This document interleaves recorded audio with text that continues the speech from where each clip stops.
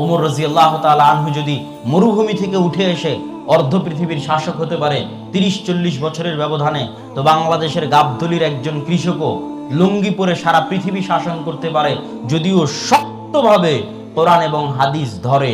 তার সম্প্রদায়, তার জাতি যদি শক্তভাবে কোরআন এবং হাদিস ধরে, সম্ভব, কঠিন কিছু নয়।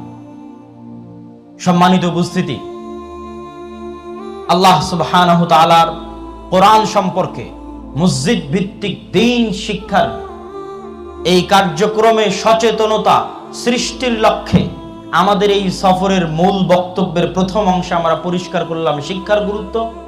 দ্বিতীয় অংশে আমরা পরিষ্কার করলাম আমরা আপনাদের কাছে কেন এসেছি।